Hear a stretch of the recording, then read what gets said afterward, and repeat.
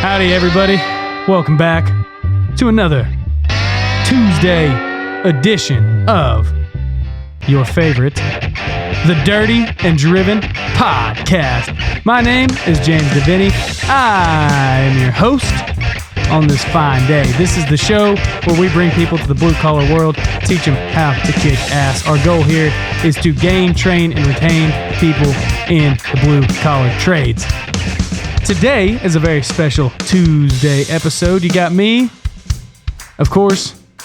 We've got what some will call the talent, Mr. KCD. Oh, I'm going to come in. All right. Thanks for bringing me in, James. And then I'm going to bring in the real talent of today, a fan favorite, somebody who's been on the show on a Friday episode.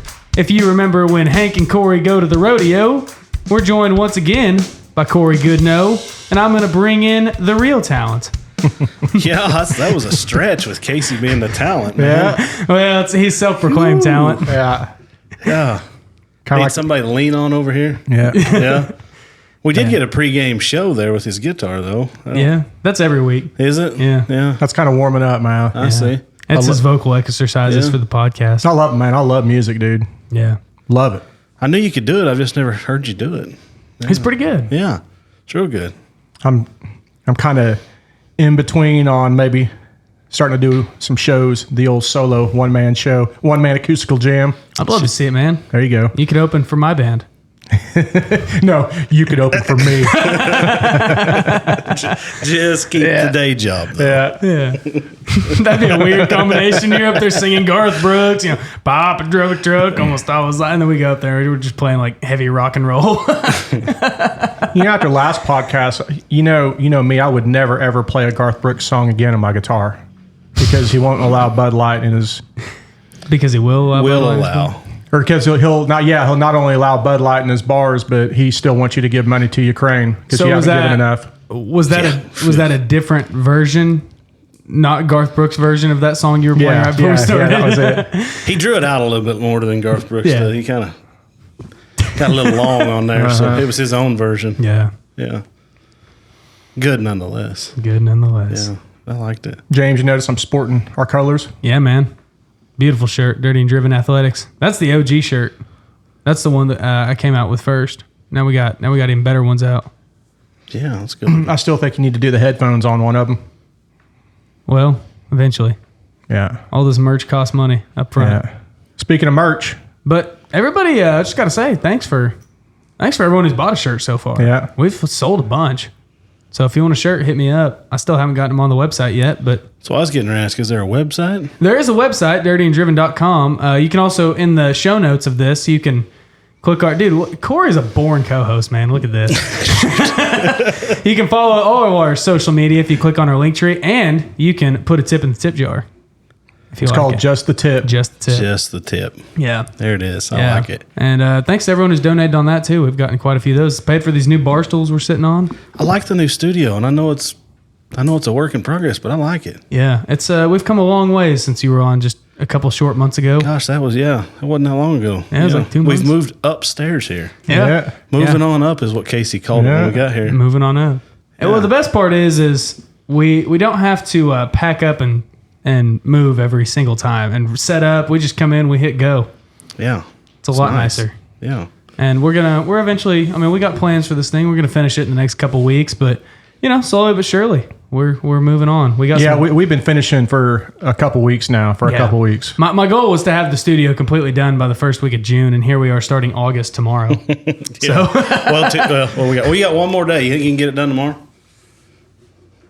I don't know, Casey. Can we build our? Really, all we lack is the soundproofing. That's really all we got to do left now, and just if we had clean up one the of them wires. extreme makeover companies come in that would do like a 48-hour turnaround on a house, a complete remodel when they have probably like 300 contractors and everything just on site, just bam, bam, bam. Yeah, Casey and I, the Dirty and Driven Contracting Company. It's always over time, always over budget, never on time, always over budget. Yeah. Over promise and under deliver is what I'm very good at. Yeah. Heard that. Yeah. Cory, do you deal with that whenever you're doing your, I know you do the pipeline maintenance, but you have in a happy world, you could get something done in a certain amount of time, but are you good at bidding to to where you can bid out far enough to let somebody know on your timelines? Most of the time, yes. We've knock on wood. You're going to kill me here. Most of the time, we've always come in. I've only had one job that we come in right where we said we were going to come in. Most of the time, we're a little early. Oh, nice. That's I've been over before on the money, but as far as time delivered, we've always usually come in under the time that we said we were, except for one, and that was Mother Nature. That wasn't anything I could do. It rained for 2 weeks straight. Yeah. So was that this year? No, that was that 4 years ago when we had? Oh, 2019? Is that when we had all that rain here and it flooded everything? Yeah. Second coming of Noah's Ark. Yeah, was that 4 years ago? Yeah. It was. That took out Webb's, man.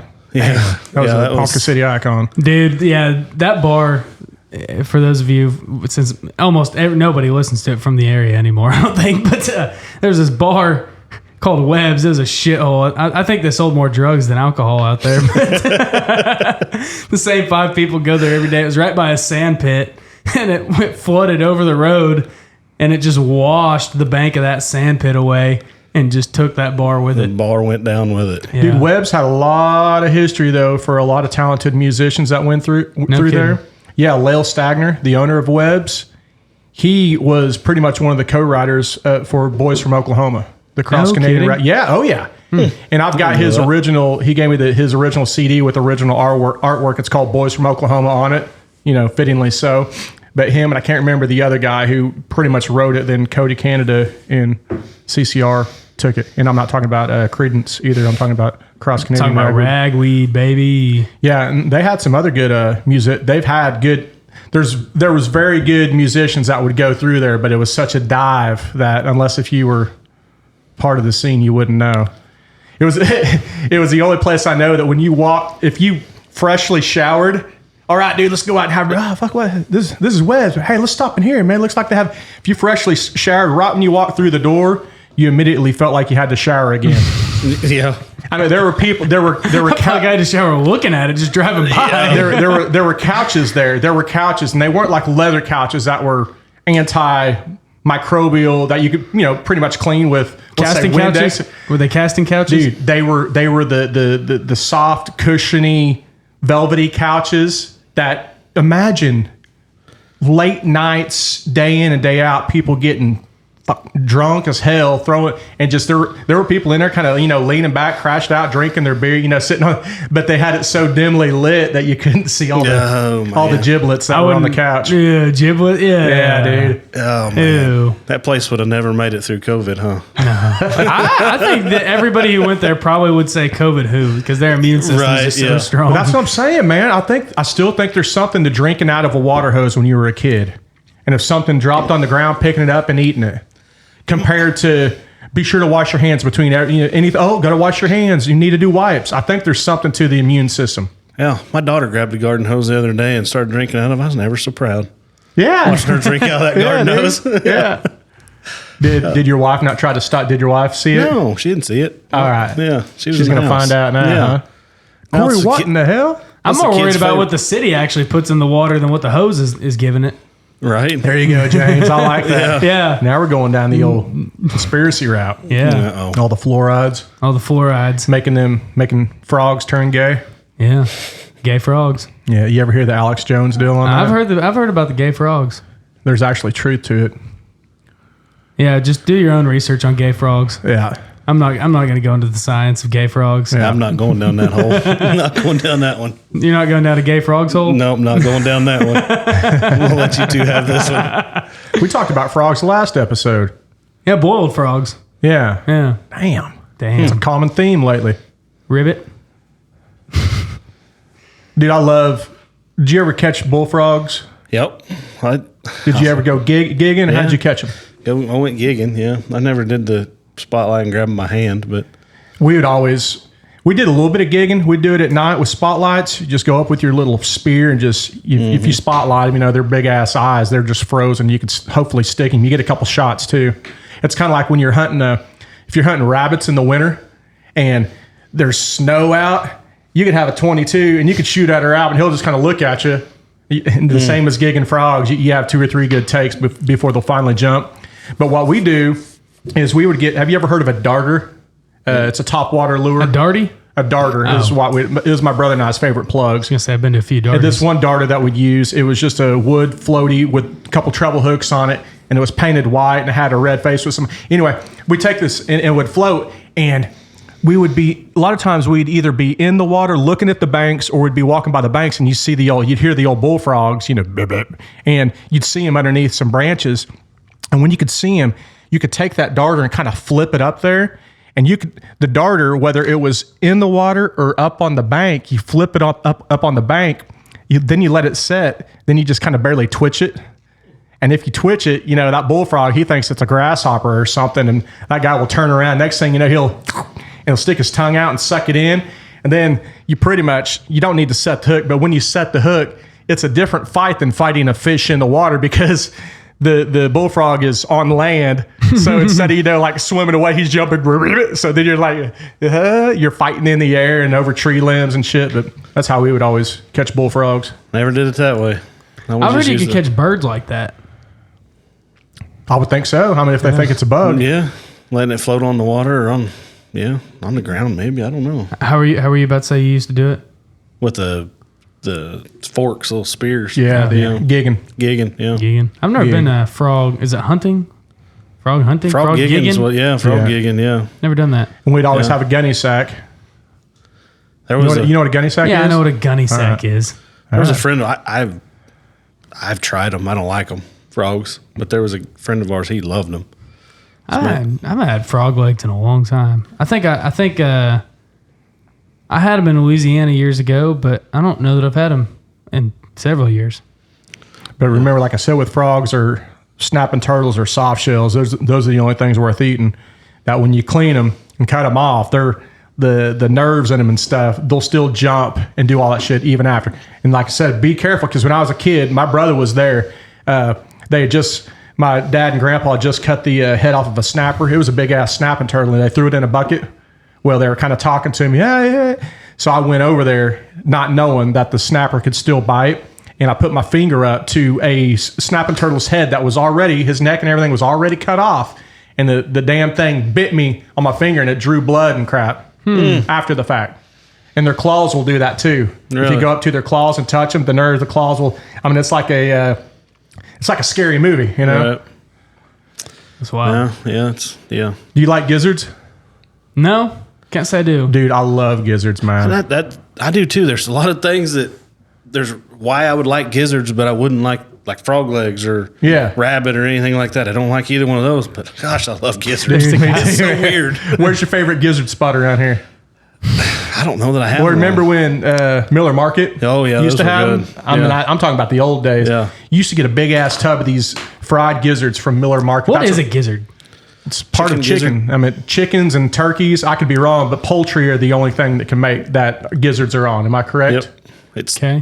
I could be wrong on this too, but it's their helps them digestive system. I want to guess I explain like rocks, I guess. And I heard the same thing. Gravel. Yeah, they kind of chew. That's got how they break down their food. Huh. Yeah, I know. I remember when I was a kid, we'd get up, before daylight to go coyote hunting. Dad had coyote dogs, and we'd get up and we'd go coyote hunting. And the Jiffy Trip in Newkirk, when it was just a small little, it's a weed shop now, but it was a small little convenience store. And they had they were awesome. 5 o'clock in the morning, you'd get the best chicken gizzards in the state of Oklahoma at the Jiffy Trip in Newkirk, and that was breakfast. Yeah. Put the salt on the top of it. Oh, shit.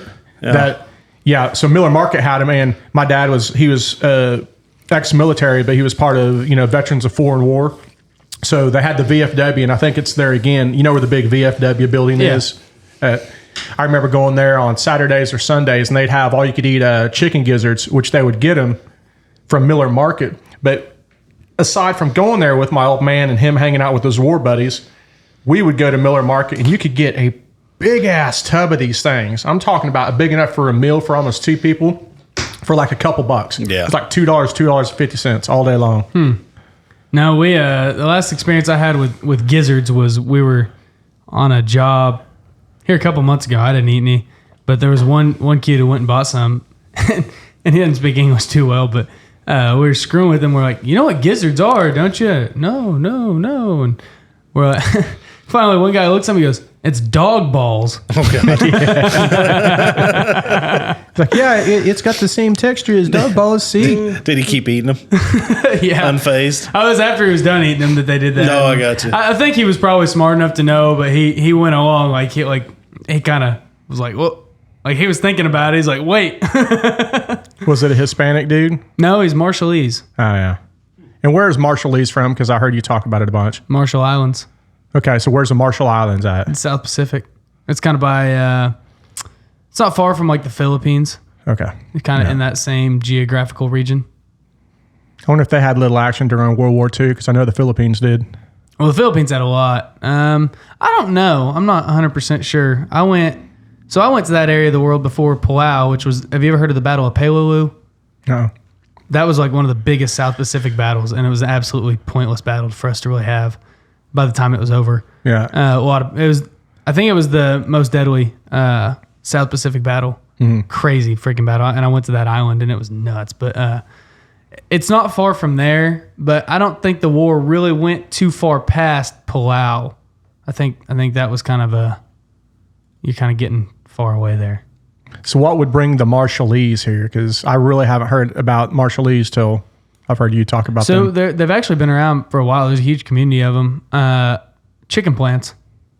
Okay. We're sitting here talking about gizzards. Tie it all back in. Yeah. They all moved here because the chicken plants, Dorada or like the one in Enid.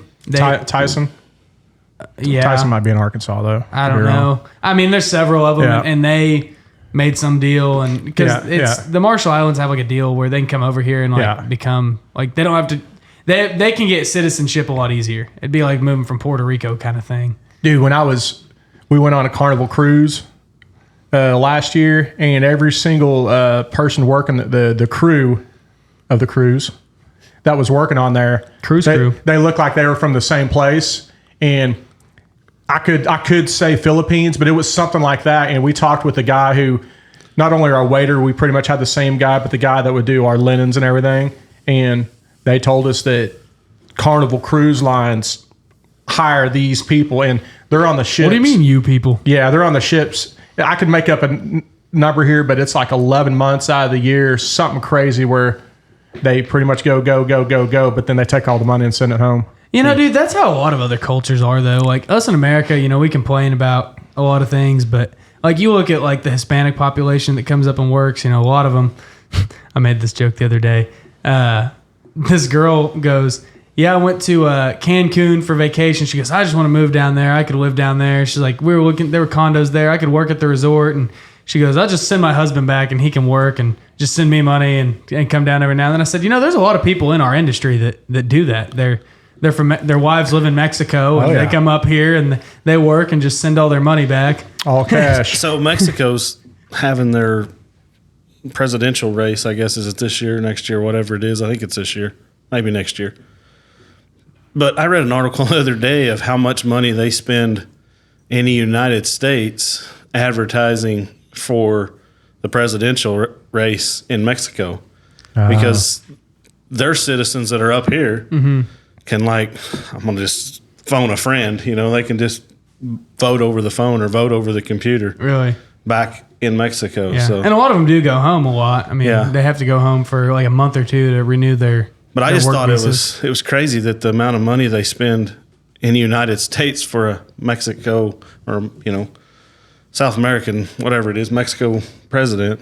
That makes sense because if you think about it, pretty much all the people watching Univision or Telemundo in Estados Unidos in the United States are the Hispanics that more than likely.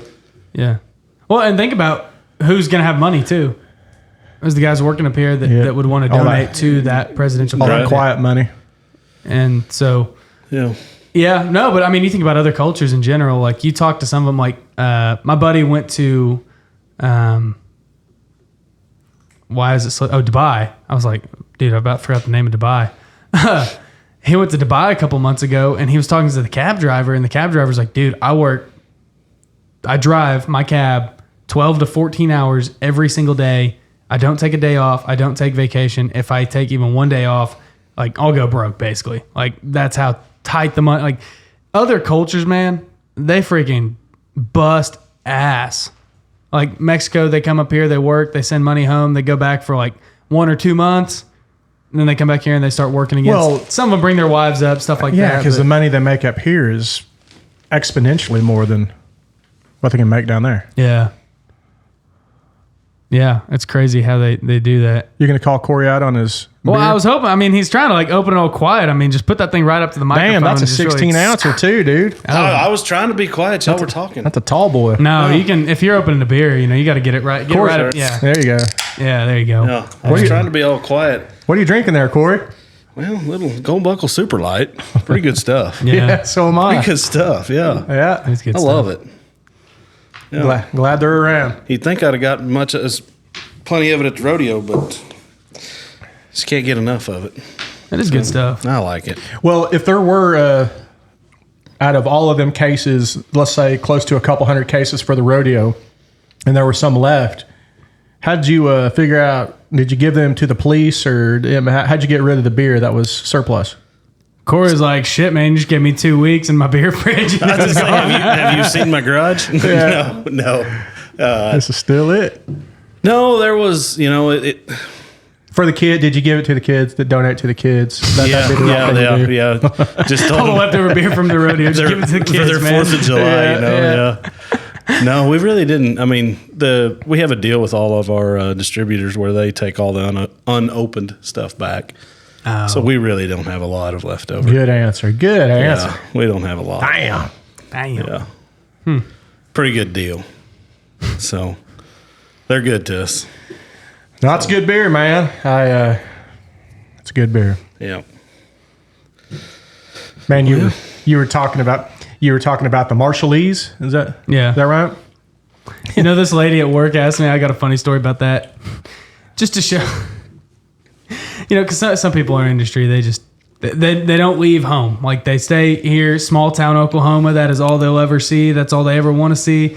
And she goes, this lady comes in. She goes, well, what language were they speaking? That was a crazy sounding language. And it's a tribal language. It's a Pacific Islander language. It's just like if you heard a Native American tribe speak, it's very similar sounding, just tribal. It's unlike anything you've ever heard kind of thing. And she goes, what were they speaking? I said, Marshallese. And she goes, is that like Spanish? I said, no, it's like Marshallese. I don't know. It's not at all like Spanish. I guess it could be. I mean, it's non-English, so that's what I thought. Is that like is every language to you? Not just not.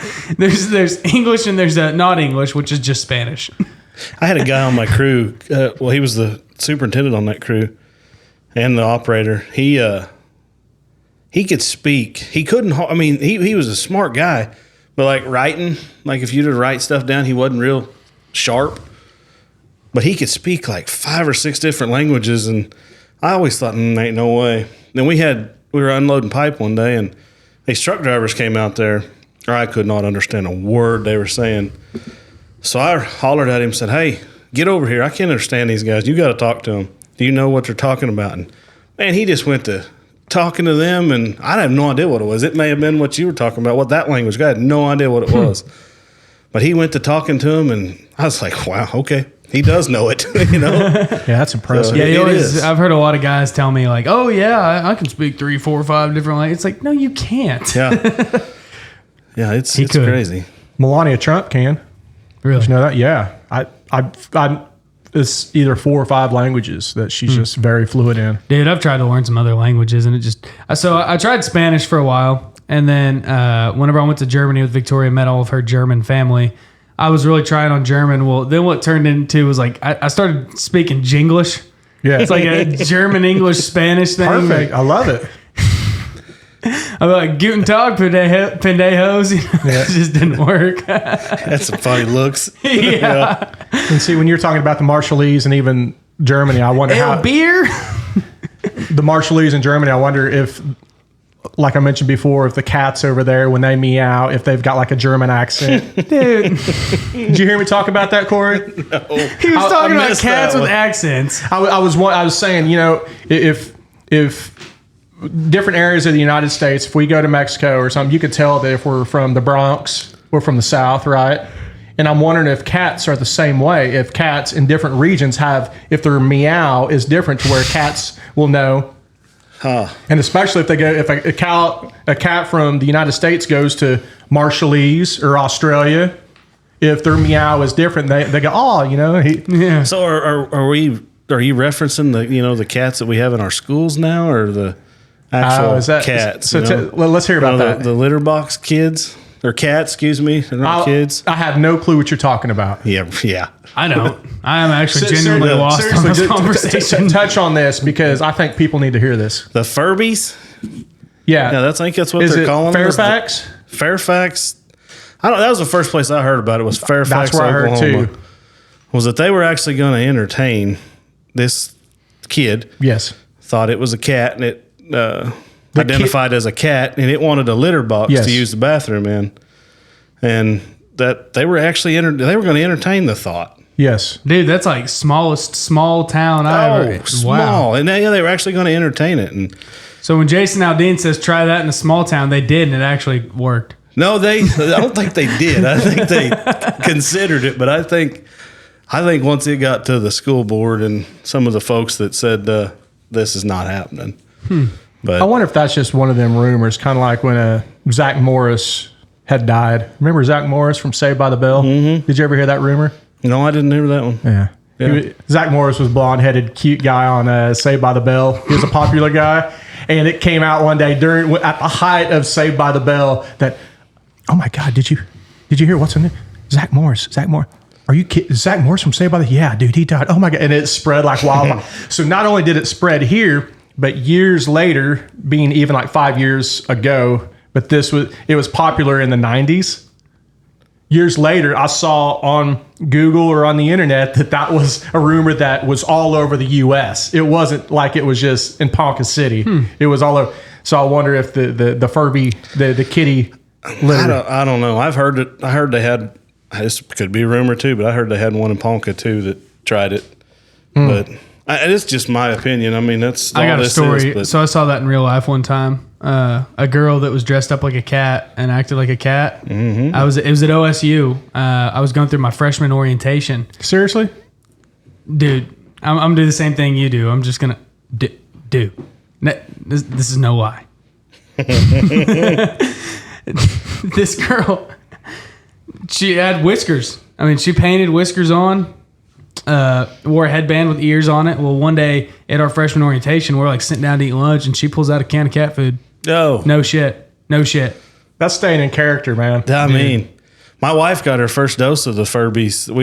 I've been working in Oklahoma City, so we have our camper down there, and we went out to eat that dinner last week, and we were over there by Quail Springs Mall. And we come around there to stoplight and walking right down the road. There was this. I honestly don't know. Male, female, I don't really know what it was. But just like you just said, nose, whiskers, had a little collar on its neck, had earbuds in. I'm thinking, that's the first cat I've seen with earbuds. But those cats might have accents, different dialects, Casey. Yeah, that's kind of what I was thinking, dude. They may have if you had one of those from Australia, you could probably tell. And I think that's a good segue into our topic on how we can get Furbies into the blue collar world. That's a nice setup. Just PPE, bright orange or bright green fur. Yeah. It'd be like, we could do the job just as good as you can. Meow. What are you doing in Oklahoma City, Corey? Putting in a sump tank. Two big sump tanks. Big old pile of shit. Yeah, we're 14 foot deep in the ground right now. 14 foot deep. Yeah, for who? It's at the Oklahoma City terminal. Oh, okay. For Phillips, yeah. It's It's quite the project. It's something I've really never done it before. You know, we've got water coming in. We had water coming in on us. We had sand points put in. I don't know if you guys know what sand points are, but those things are amazing where they go 20 foot in the ground they just make a U around you basically where you're working. And they drive these sand points down past the water into the water table, and they hook up an 8-inch pump and they suck that water. There's 28 of them little points around us. Is that like a cofferdam kind of thing?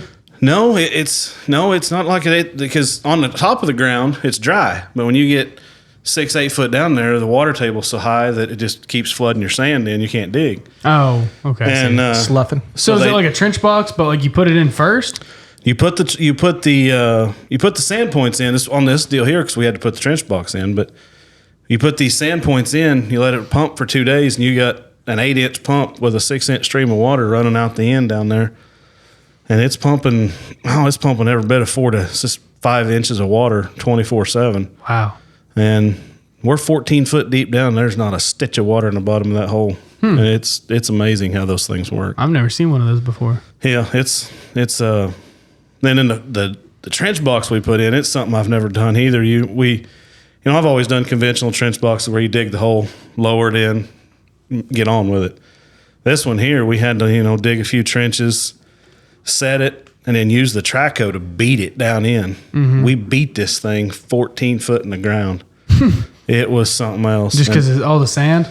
Just because it was so big. I mean, the box is 27 by 19. Wow. So it's a big box. That's huge. Yeah. And it was quite the ordeal getting it in there, and we got to get that thing out of there. That's what I keep saying. We got to get that thing out of there.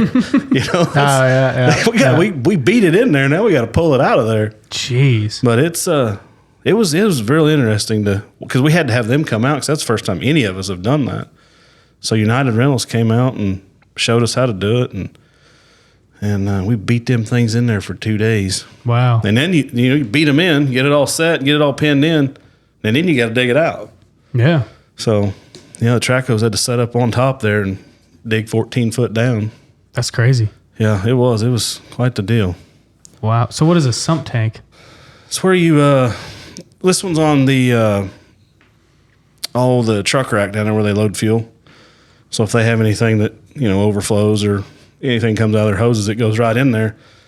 And it goes right in, and it goes into an oil water separator to where if there's any, because the truck rack's open, so if it rains, water goes in it too.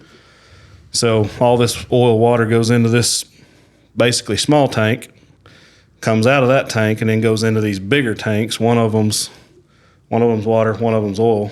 You pump the water to the transmix tank. Mm-hmm. That's where they pump it back in the line and redo it. And then you got your oil, what you call it, but it's actually just product. And then you pump it back into another tank. So.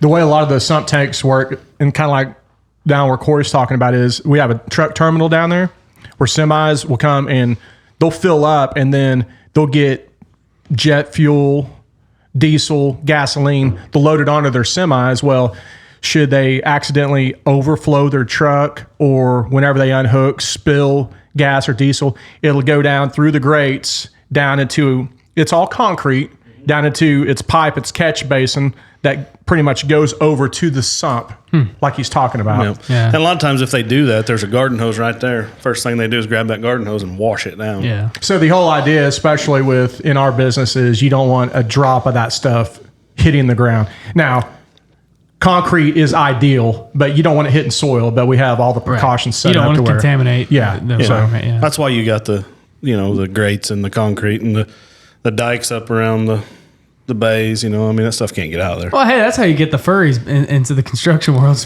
Use them as dikes. Speed bumps. Sorry.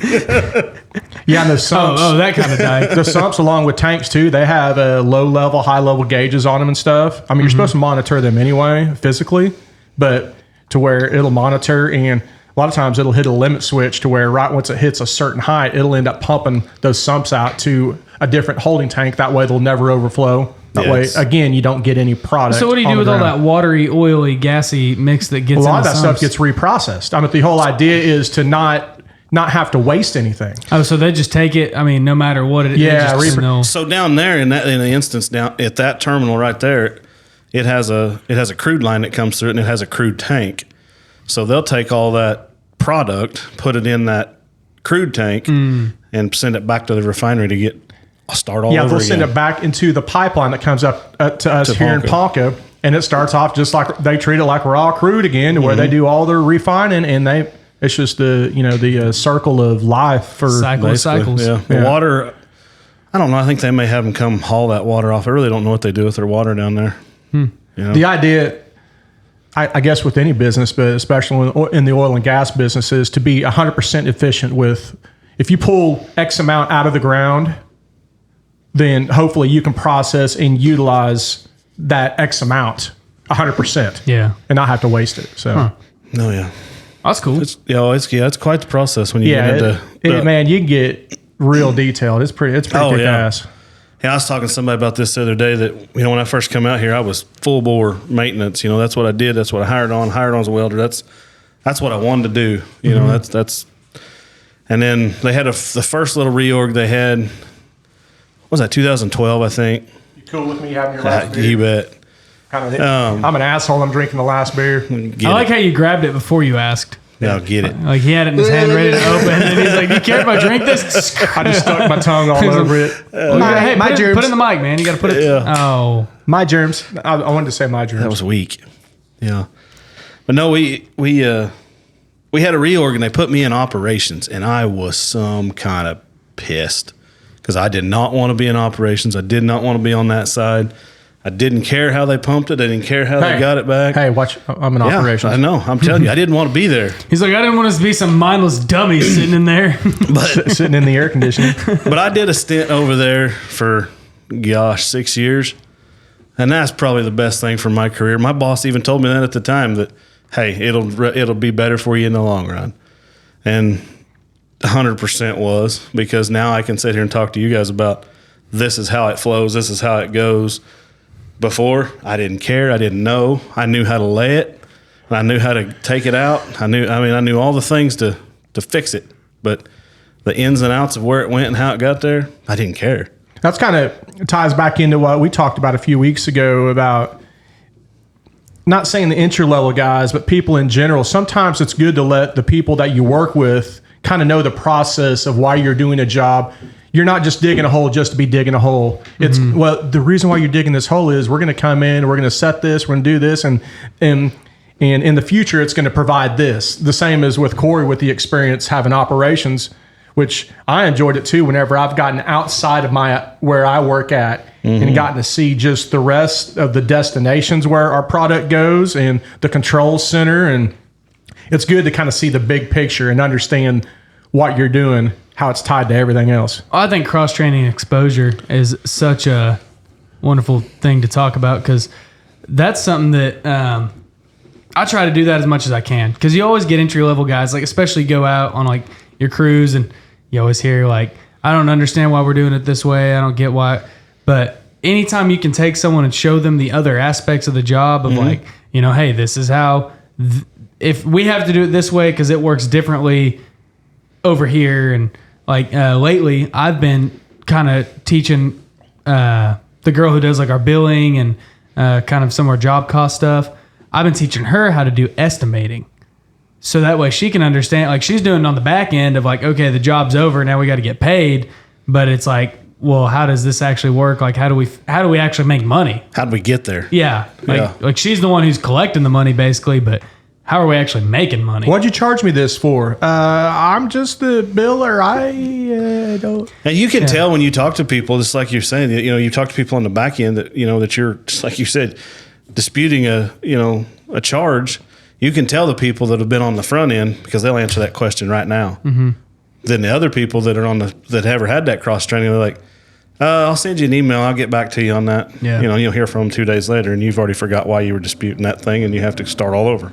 Well, and sometimes there's always like animosity between one group and the other. Like, I don't know if you guys have that between like, the guys who are actually laying the pipe and the guys who are running the pipe, or, sometimes you got your field versus office staff and stuff like that. And they don't always communicate really well. And that kind of builds up certain sort of animosity because this side doesn't understand why the other side's doing it one way and they work against each other. I think where we're at, which I've mentioned to you before about job security, whenever there's big cuts and changes, and I've used the old thing about the closer you are to the pipe, the safer your job is. Hug the pipe. Whose pipe? Hug the pipe. Well, that's what I was talking about. When we were talking earlier about the AI jobs, what is AI going to take over when it comes down to job security? When who knows where AI is going? But the more you're physically be able to touch a pipe or touch something physically working on, your job's secure. But with that being said, Cory, he does pipeline maintenance, all the construction, all just rehab and everything out in the field. And pipeline operations, I'm still pretty much tied with Cory. We get along great. I think where if there ever was any disconnect, but this isn't not only in our field, but I think in general is the engineers or the office people that a lot of times they don't get out in the field and they see what they're writing up or what they're doing. The disconnect is always there when you have offices far away compared to the field guys. That's where the disconnect is. Yeah, no, I agree with that. I try to tell I've been to a lot of places that, and I know Cherokee. I know just enough about your yard to be dangerous. But when you go to somebody else's house, I may know exactly what valve to turn and exactly what valve I need to shut down, but I'm not going to go in there and just do it. Yeah. I'm going to go in there and find you or find whoever's operating and say, hey, this is what I need to do. Is this right? Yeah. You got to get. I always like to get the local guys. I don't just like to go in there and some of the guys you'll go to are like, you know what you're doing, just go do it. I'm like, no, I want you to go with me. I want you to make sure. Come on, let's go see if this is right. I want them involved. That way, something happens, we're all on the same field. It's all. Yeah. We've all talked about this. I may not have known that they laid that sump line 2 years ago when I wasn't here. Yeah, like James has mentioned before, the old timers, the people that have had years of experience, those are the ones to lean on. Mm-hmm. Just like Cory going in and reaching out, although Cory probably knows. Plus, me being there, and if Cory walked in, it's on me too if something goes awry. Of course, we don't want something bad to happen, but it's also my responsibility too. Yeah. To make sure whatever he's touching or turning is safe to do. Right. Yeah. It matters how he strokes the pipe. Matters how I hug it. Or lays it. Yeah. Well, all of the above. Yeah. Awkward silence. I know, right? You gotta have an awkward silence after some pipe jokes. I was trying to come up with something for not the awkward James silence. was sitting there the whole time sitting on, and that was pretty weak too, Dude, I tried to make like 3 of them, and you were just like, yeah, dude, you just hugging the pipe. Whose pipe? Dude, just the pipe. Out there, you got to be pipe on the ground. Your mind did not go there. Yeah, but dude, trust me, the older I get, my train of thought, I lose it quick. So Man, I thought that was just me. So Casey Biden. Casey just shit his pants too. I'm looking around. Which way do I leave? Oh, and shout out to the Bidens. They finally recognized their 7th grandchild yesterday. The one that Hunter had with that prostitute out of Arkansas. Oh. So shout out to the 4-year-old granddaughter. They finally recognized her as being their granddaughter. So wow. Gang. Yeah. Welcome to the family. She's probably better off not knowing. So the thought is Hunter's going to have all this shit go down, and then whenever Biden's leaving office, he's going to just pretty much pardon him, and that's that. All for naught. Yeah, probably so. There's my political rant. I've waited for that same thing. Yep. All right, enough of that. Yeah. No, James. Get off politics. Sometimes I think politics is very good. Too many shows are talking politics. No. You hear politics, watch the news. So you're talking about my little 30-second little dabble right there is too much. Yeah. Dude, I fucking hate talking politics. I do too. Anymore. Dude, we were bullshitting it dad right before the show. You were texting me all about politics. Now you're saying you hate politics? He's sitting there winking at Cory like, yeah, dude. So what Grandpa always said, never talk politics when you're drinking. I got a beer, you got a beer. We got to shut up. No, but James ain't drinking though. No, I don't know what's in that duck cup. And they say that the truth comes out whenever you've been drinking too. Yeah. So. Yeah. I think all I do is lie whenever I start drinking. I'm like the opposite. I'm like Honest Abe whenever I'm sober. Whenever I start drinking, I'm like, I don't know, man. Things I come up with, it's pretty incredible. Stories get a little longer. Yeah, a little longer, a little stupider. Of course I put the toilet seat down.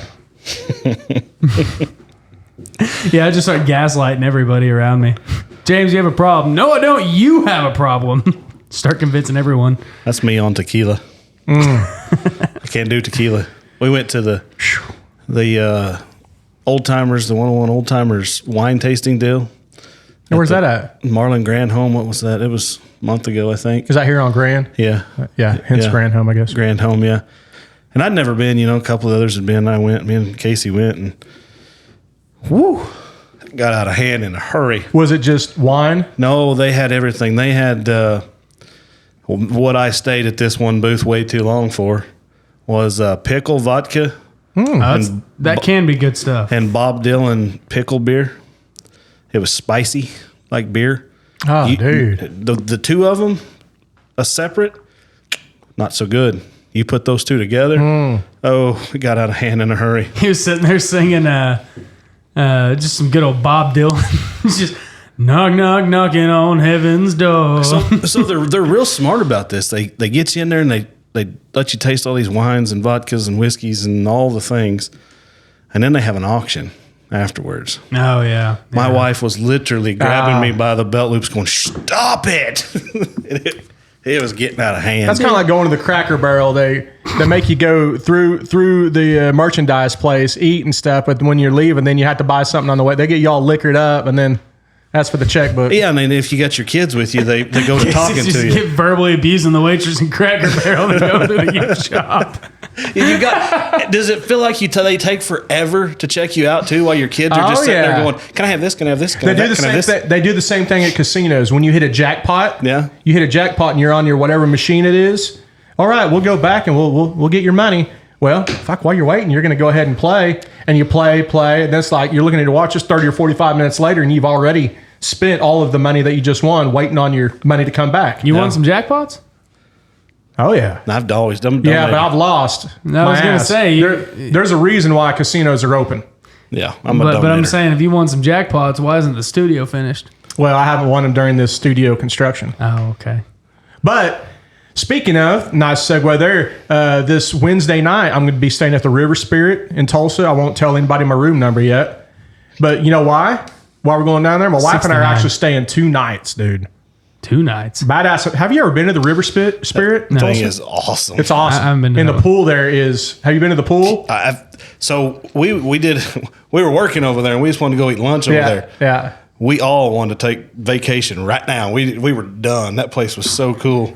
Now but we sat right above the pool at the what is that, Jimmy Buffett restaurant? Yeah. Oh my Lord! It was a long lunch. It's probably a 2-hour lunch. It's right there in the Arkansas River. Now, granted, the Arkansas River isn't flowing. It's not a spectacle unless it has some water in it. But with that being said, you know who we're going to go see in concert Wednesday night at the Caneys Ballroom? Steel Panther. No kidding. Oh yeah, dude. And we've got mezzanine tickets. I guess only 20 or 30 people can sit up on top of Caneys Ballroom. And when you're up there, you have your own little, pretty much private restrooms, your own bar and everything. But all the plebes, they're down floor level. They can't come up to where you're at. So we're up there like conquerors, like Casey's kings. like, yep, I'm the co-host of a mid-grade podcast. Yeah. That's right, baby. Yeah. Drinking our chalices. Sitting up there drinking his like light beer, just like, yep, this is where the world of podcasting and riches gets me. This is what the happens, mezzanine of Steel Panther. I start shooing people away with my hand. Get out of here. Yes, that would be me, Casey D, but I don't have time to sign an autograph. Follow my podcast for life hacks. I'll give you a sticker. Corey, you ever heard of Steel Panther? No, I haven't. You got to look him up, man. Yeah. Got to look him up. I know. Super talented, man. They're currently on the Resurrection tour. Yeah. That's actually what it is. I think that's really. it. Yeah. Yeah, the Resurrection. They're pretty much an 80s tribute band, but they're highly sexualized in their songs and shit. But it's hilarious because they can really work the crowd in between songs and stuff. They work and have their little skits and. It's the Harlem Globetrotters of metal bands. But dude, every single musician of them are talented, and the lead singer, he used to be part of a David Lee Roth tribute band, and I guarantee you he's probably the top 5 best singers out there right now, just hitting the notes. And dude, he's got to be early 50 or early 50s, man. He's badass. Guaranteed or my money back. Dude, listen to him. His stage name is Michael Starr. Michael Starr. Yeah. We went to a 90s country band down in the city a month or 2 ago, right before rodeo. That was really good. Did they just do 90s country covers? Yeah, it's covers. Oh man. Man, I thought this is going to be just horrible. They're going to butcher every song I love, and I'm going to be mad when I leave. And we went there, and it was at a theater downtown, not downtown. It was downtown.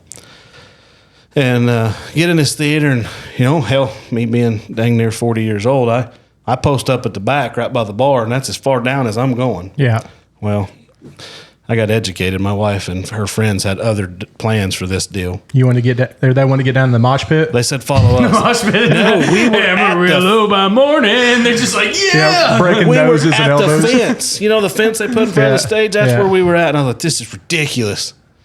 But you got to do what the wife wants. So Yeah. that's where That's where I like to be, man. That's my favorite spot. Not mine's at the back by the bar. Yeah. The old wallflower. Yeah. That's what I like to I had a do good too. seat back there. It was above everybody else. Yeah. I'd have to get bumped into it. And right by the bar. In the pisser? right by the bar. Yeah, the pisser was right around the corner. It was a perfect seat, I thought. But she screwed that up. no, they had other plans for that. I like being close. I'm a front seat kind of guy. Yeah, you're a fanboy, I can tell. Fanboy.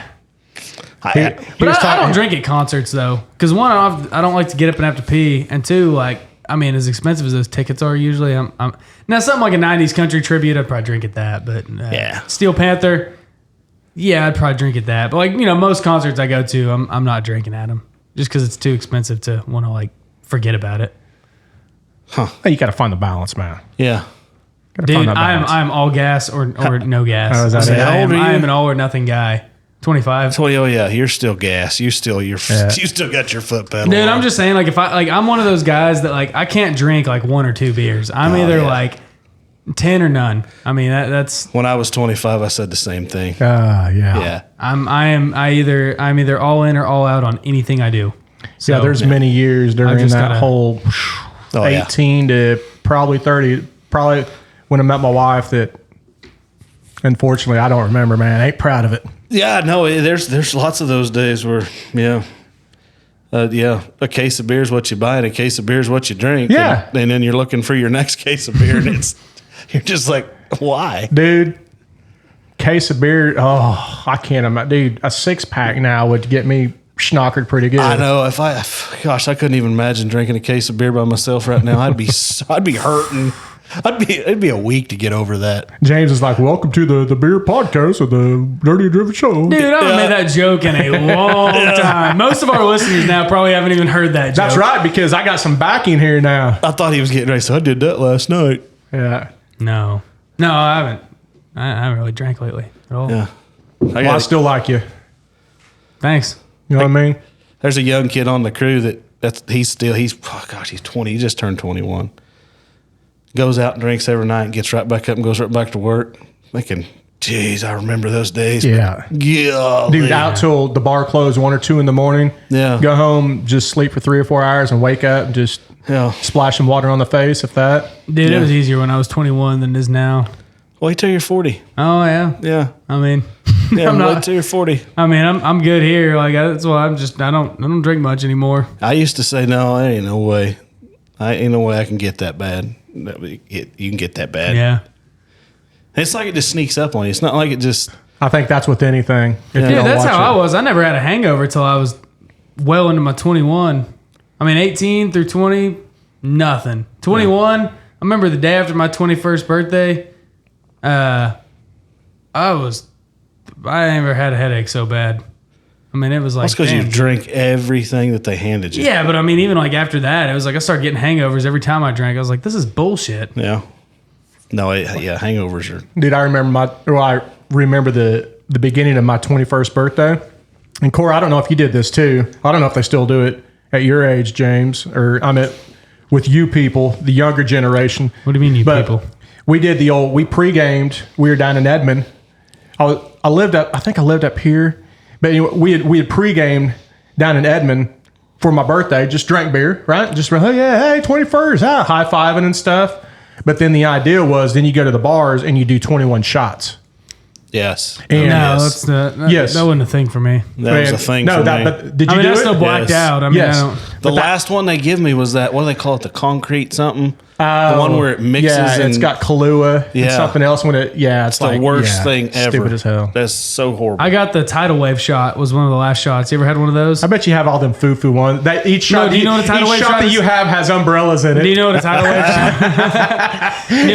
So your friends go up and they order you a tidal wave shot, and they give you just like a I don't know. It was like a shot of probably whiskey or vodka or something. I mean, it's just a very average well liquor. You take it, and then they have like 3 bartenders were standing there with a pitcher of water, and as soon as you take it, they all throw the water on you. Man, yeah, no. I guess by that time, I probably wouldn't care what was thrown on. Oh, I didn't care, dude. That was that was the last thing I remembered. I remember taking my shirt off and spinning it around like I was a helicopter, and Victoria yelling at me to put my shirt back on. That was the last memory from that night. I woke up the next morning with just my underwear on, covered in pennies. Pennies. I was in my own bed. Make it hail, baby. I was in my own bed, but everybody's got the penny jar. At least used to. I don't have. Yeah. They took my penny jar once they threw me in bed, and they dumped it on top of me. Interesting. Yeah, it was. I woke up and seen them. Just rolled back down, just went back to sleep. I slept all day. Man, I'll tell you what, though. I don't get how a lot of these guys do it. And I did it a little bit whenever I was in that age range, like 18 to 21, where I'd drink and then go work. But, dude, in this kind of heat, it freaking kills me. I have a no drinking on school nights rule. I can't do it. Well, the buzz comes a lot quicker, too, in the heat. Oh, yeah. Being dehydrated. Oh, dude. I remember, like, whenever I was working on the asphalt crew every day, I'd come home and I'd drink, like, 2 beers, and that was... I'd feel good, man. I'd feel good. It'd be nice, cold, go to sleep right after that. But I can't imagine just going and just getting fucked up and then staying out all night and then going and working 105-degree heat again the next day. That's 104. Those are the first guys you're looking for, is the ones that smell like it when they get there. And you're like, if that's the ones we're watching all day long. Because they're the first ones that are going to drop out. So I never dropped out, man. I was a machine, roofing and framing, dude. No, yeah, I couldn't do it. I could not do it. No way. Yeah, I've done it, but I couldn't do it now. If you paid me, it's horrible. So what's up, James? Come on, man. What's up? Have we touched on a topic, or is that the topic? I don't know. We kind of went into cross-training people, but you an hour in and you want to go into your heat exhaustion topic? All right. Or you want to talk about cross-dressing? Let's do it. He wore white skinny jeans to a Taylor Swift concert. Well, he's at Taylor Swift, so it fit. Yeah. Win in Rome. Yeah, win in Rome. There you go. Yeah, there it is. Yeah, guess you got to fit the part. I don't know. We had that heat exhaustion topic line. I guess we can talk about it. Don't go out drinking every night in this kind of heat if you're going to go working, dude. Just stay off the energy drinks. And that's it. Dude, energy drinks right there, man. Those are horrible. Yeah, but I got something to say about that, too. Casey said they ain't that bad because he drinks like 3 No, they're No. I drink one a day. Oh, okay. But this company that I know, and I've heard that other companies, they'll have slides during the hot time of the year, during your safety meetings, and they'll talk about the dangers of energy drinks. They've got so much milligrams of caffeine. Stay away from them. Increased heart rate. And if you had high blood... But if anybody during the safety meeting needs some coffee, you got coffee all day over there. We got coffee for everybody to stay awake. But energy drinks are bad. But I think they're preaching right to the ones that, because there's the ones out there. It's one energy drink after one energy, just one after the other. That's all they drink, 2, 3 of them. Yeah, those are the ones that's kind of geared toward the one in the morning. That's no. Not worried about that, but it's the ones when you have a water break and they go open a 16-ounce energy drink. I'm like, nah, dude. Nah, dude. I'm gonna be your mom. Stop it. You need to stop drinking. And then I've got a beer in my hand, telling someone it's having the coffee readily available. That's yeah, dude. It's not the same. I need 2 pots of coffee to stay awake. You know what? Coffee's. I know it's from 2 ingredients. It's energy from drinks the are like 1,000 ingredients. No, dude, I know exactly where my Red Bull comes from. I know this. I know the source where it comes from, locally dude. sourced, homegrown. Yeah, right off the. Yeah. I need 2 pots of coffee to stay awake. This Red Bull was crafted in Taiwan. Yeah. Your Peruvian coffee has not got shit on my Taiwanese Red Bull. Now you get super dehydrated, man. And that's when I talk to you about. Maybe talking about heat exhaustion this morning, man, or this afternoon. It snuck up on me today. Not bad. I ain't shitting you, dude. I I didn't know I was going to do the workload that I did this morning. It's not like it was tough, but I just did prepare. Yeah. And I had half of my energy drink this morning. I was like, you know what? I'm kind of done with that. Then I drank a water. Then I drank one of my electrolyte drinks. And I started cutting all these limbs, hauling all these limbs off of the fence line, took them, went and dumped them. And I was sweating pretty good. It was only about 85, 86 degrees this morning. It was humid though. But it was super humid. So I was pouring balls. No big deal. No big deal. But then I went and had to level out some of this dirt that I began to level with my Mini X when I had it. But I had to hand level it to where I had a pickaxe and I had just a square shovel. And I started getting after it. And this is after my heart rate's already been up, a little hot, from all this. I was still sweating balls because I hadn't cooled down yet.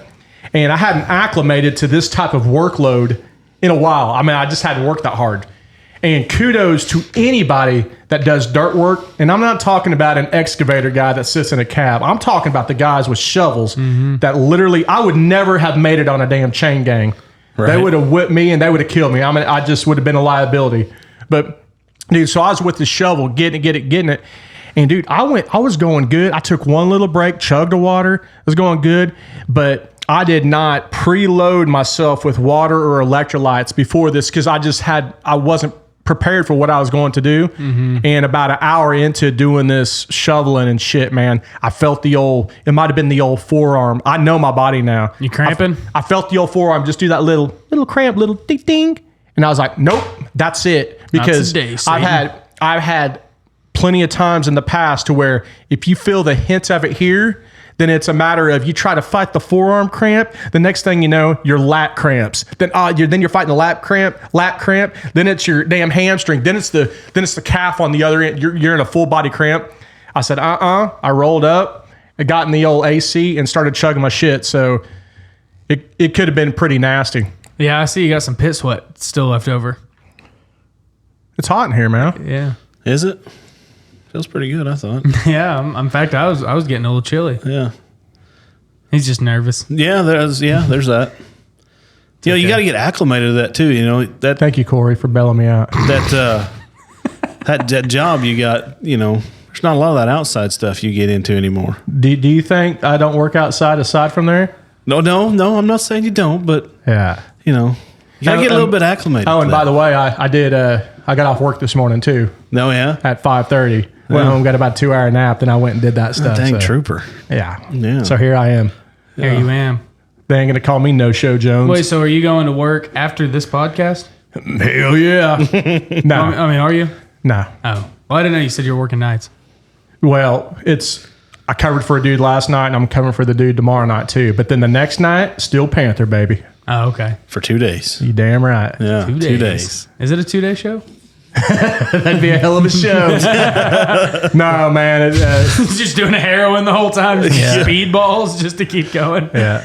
No, but I mean, that heat's real stuff. I mean, that's obviously something I have to give safety meetings a lot working in the asphalt businesses because, asphalt's 300 degrees coming up and then you got all that heat coming down on you. So definitely preparing for it early. Like you're saying, I mean, 1 cup of coffee, 1 energy drink, is that really going to kill you? No, caffeine's a dehydrator. Yeah, it can cause your heart to increase, stuff like that. But, I mean, as long as you're drinking water, your electrolytes, stuff like that.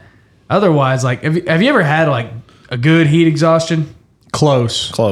I got it one time because I pushed too hard. We worked. It was an over 70-hour week in middle of the summer, 100 degrees every day. And it was just like, all right, we're going to come in Saturday, work till noon, just get this job done. Well, Friday, man, I pushed way too hard. And then Saturday, I wasn't feeling, I felt sick Friday night. I went home, went right to bed at 7:30, got up, went to work the next day, still didn't feel good. But I remember I was just on a bridge out there on Hubbard Road, and I was raking, and one of the guys hey, man, let me take over for you. And I was like, no, I got it. I was just delirious, man. I finally got it done. I was just drenched, pouring down, and dude, I about blacked out after that. I barely remember that day. And then I finally, we got off, I went home, and I think I went to bed, and I slept that day, and I slept all day that Sunday. And it was I barely was good enough to go back to work on Monday. It was scary, man. So I know what we do in our profession for heat stress, but you just sit at it's coming out at 300 degrees on top of 100 degrees. Mm-hmm. What do you guys do for precautions to lessen the heat stress? Do you guys have cool vest? You have cool vest, a work cycle, brakes, umbrellas. Umbrellas on the machines. That's a big one. A lot of guys don't have that. A lot of them will wear big straw sunshades. Oh yeah, yeah, dude. I used to wear one of those too, and they make a difference too. Kind of like them umbrellas in your shot glasses. Yeah, exactly. You're basically wearing. Well, actually, you get those umbrella hats. Yeah, yeah. They're badass, man. Yeah, dude. Nice umbrella hat. That goes a long ways. No, they wear those big straw hats usually. Dude, y'all had a hat. This is easy for me to say, but them cool zones like they have at them football games for the players, especially in that type of work, that hot ass shit. I don't know. What are you talking about? The cool zones are where the football players go sit on the bench. Oh, it's porta-cools. It's pretty much a porta-cool, but they might even have ice to where it blows air across the ice, vapor, and they cool off the football players during games. Where are you going to put that in the middle of a... Well, there's our multi-million-dollar invention, James. We can figure it out. So we got these things we pull behind, like I pull it a lot of times, but it's called a cooling trailer. Mm-hmm. And it's no more than a porta-cool with a big tank on it and benches, and it's covered. It's got tin up and over it. Just like that. And I pull it. It stays hooked to my truck most of the time if we're out on the right-of-way, you know.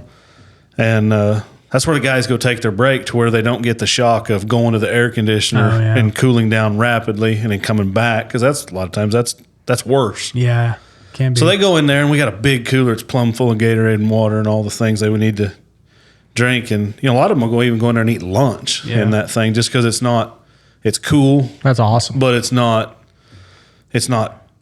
cold. Yeah, that's nice. Yeah, so something we'll do sometimes too is like the flagmen that sit in the road, which now we got these big flag trailers with an arm that comes down with like a stop and slow. Yeah. It's pretty cool. Not very many people have them, so that's a one good safety precaution. So those guys can actually sit in that truck if they need to, so they can kind of get out. But they'll also, back whenever I did it, back in my day, we didn't have those trailers. We just had the stop and slow signs, and you had to stay in the middle of the road.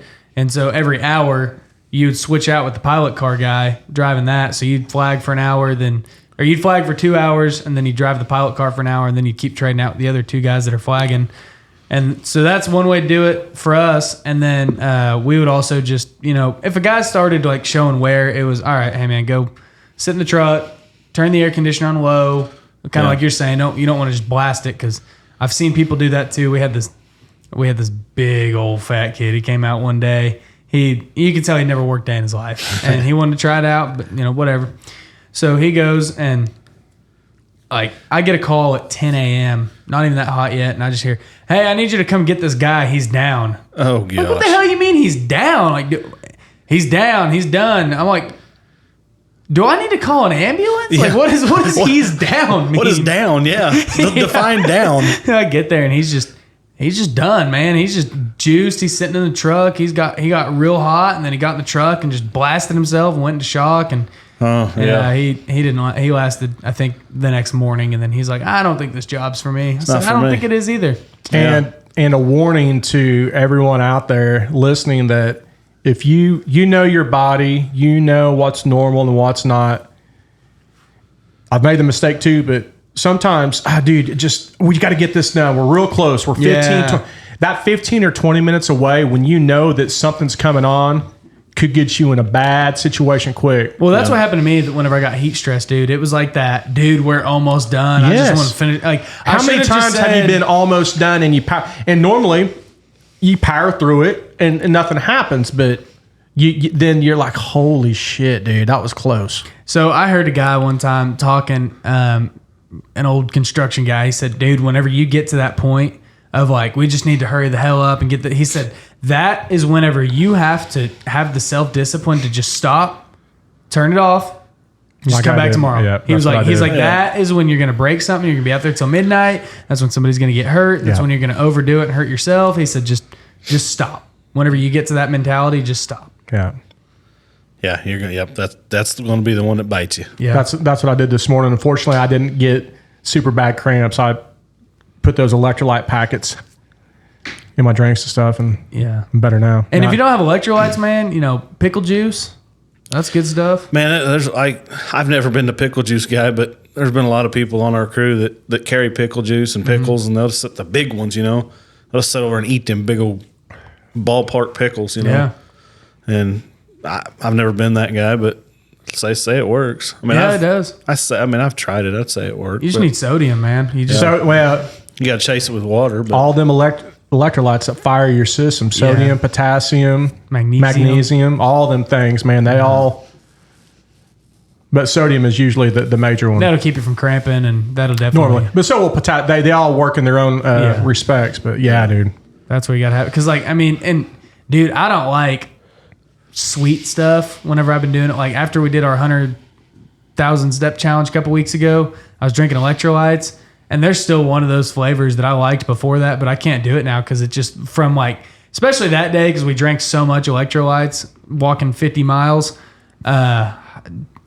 Unflavored stuff on those hot days, like you don't want to drink Gatorade, you don't want the sugary sweet, like just some good unflavored, like pickle juice is a good one because it's just pickle juice, and then or even just putting salt in your water, dude. Yeah. That'll save you if you just put table salt in your water. That goes Not a mass amount either. You don't need much. Yeah. I've never been a Gatorade person. Well, Gatorade is a big, I don't know if the word's misnomer, but it's Gatorade for dude, if you look at the electrolyte content in Gatorades, it's got more damn sugar than anything, the regular Gatorades, than the sodium, like we said, magnesium, all that. It's so minimal, it is non-beneficial. Yeah. I've never been a Gatorade, Powerade, any of those things. I mean, if you do Gatorades and stuff, a little sugar is fine, but don't get the ones with heavy doses of sugar in it, man. Some people like them. Some people say it works for them, but it's not. And it might. Never has worked for me. I saw something before. It was basically it could be totally wrong, but it basically said that Gatorade is just Kool-Aid with more sodium in it. Dude, yeah, there you go. I'd go with that. Yeah. I mean, that's pretty much. Yeah, and they robbed it, slapped old Gatorade with the old lightning bolt on the side. Yeah, buddy. Full send. Yeah, man. Yeah, that heat exhaustion, that'll kill you, literally. But, and this because it's been brutal these last couple weeks. I mean, it's been 100 degrees every day. What do we got? A cool front coming Thursday? High humidity. I think it's a little bit later. Is it? But a lot of workplaces now are actually putting in a health incentive plan, and they're putting saunas on the job sites. That way you can really get a good deep sweat. Saunas. Oh, because they're blue. Oh, I had something to say. I'm sitting there waiting for the punchline. I'm sitting there waiting for it. I know it's they're coming. blue, gray, green. Yeah. Because I had something on Sonic, but you said sauna. So. Sauna. You always got something on Sonic coming, man. I got something with Sonic real quick. You know how they... Is this your weekly Coney update? Yes. So here's a new thing that Sonic is doing with their Coneys. I just had one for lunch today. They say it's a foot long, and it's normally about 11.25 inches, and they might claim that, well, that's pre-cooked inches, is the 12 inches, right? So now, you know what they're doing? They've got their carton that they put the Coney in. The wiener is only 11.25 inches, but now they're making the buns smaller than the wiener. I mean, they're making it a smaller. I took pictures of it, 1 inch on each end to make it look like it's just this massive big old hot dog. It's like, dude, it's gonna feel so much bigger in this bun. Yeah, it's like having little hands with a big old big. It's like, oh, dude, it looks so much bigger because you got little hands. Dude, they put like little buns on these things and make these Coneys look like they're 12 inches, and it ain't. I can honestly say I've never known anybody that measures their wiener before they eat it. I got pictures of it. I'm going to show you. Do you measure all of them, or you just measured one? All of them, man. Yeah. And look at this. That was today. Yeah. That's 11. So look at the little buns. Little bit. Now.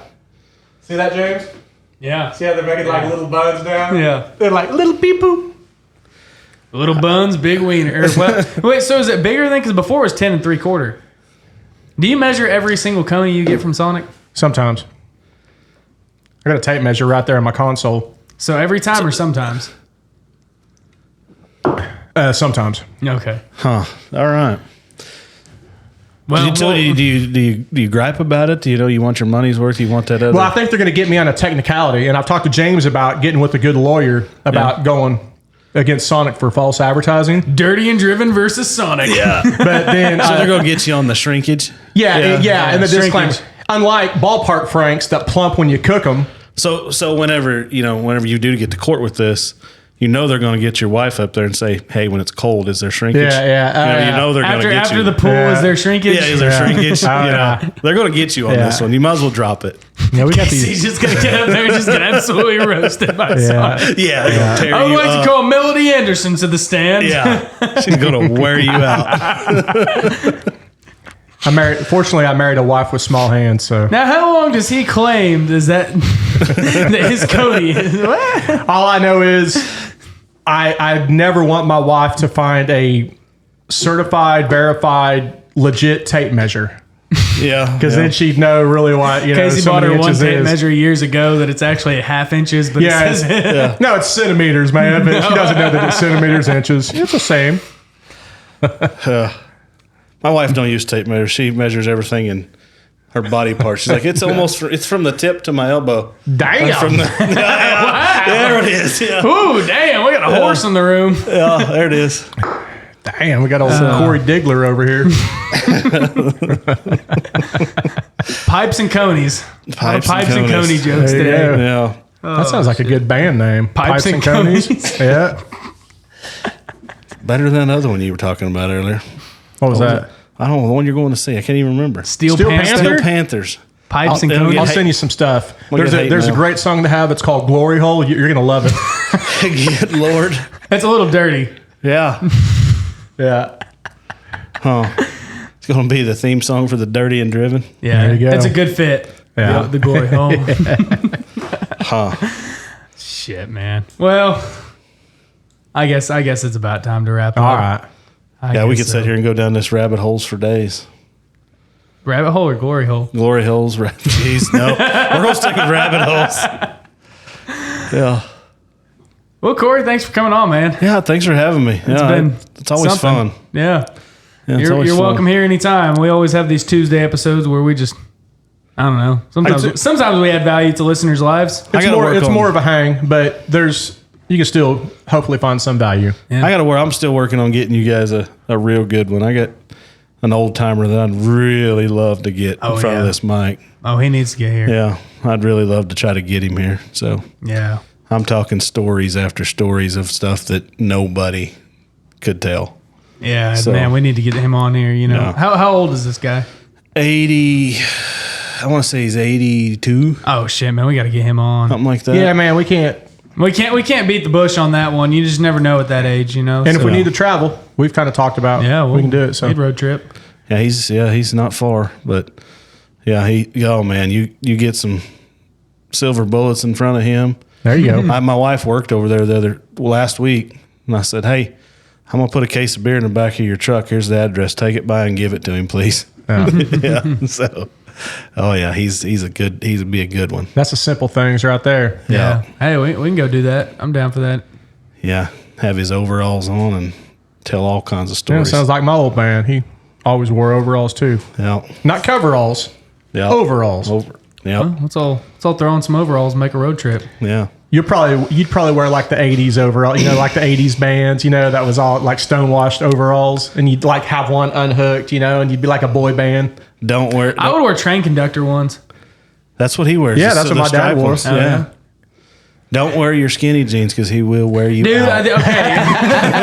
I've worn skinny jeans on 2 occurrences: when I played Yo. bass in a rock and roll band, and whenever I went to a Taylor Swift concert. Yeah, just leave him at the house. And he always has a sock too, but his wife caught him because the sock was stuffed on the wrong side. Well, the She's sock, like, got, no, it's usually the left. Is it stage left or is it just the sock got too small, so I just had to quit wearing the sock. the sock got cold? Shrunk in the dryer. Never dry my socks again. You hang dry them. Shit. All right. Well, guys, if you like the show, be sure to give it 5 stars. If you want a free sticker, just remember you can always send us a DM, an email. All that stuff's in the link tree down below. And we'll send you a free sticker anywhere in the world. I don't care, for free. And yeah, thanks for listening. Share the show. By God. Bye, God. See you.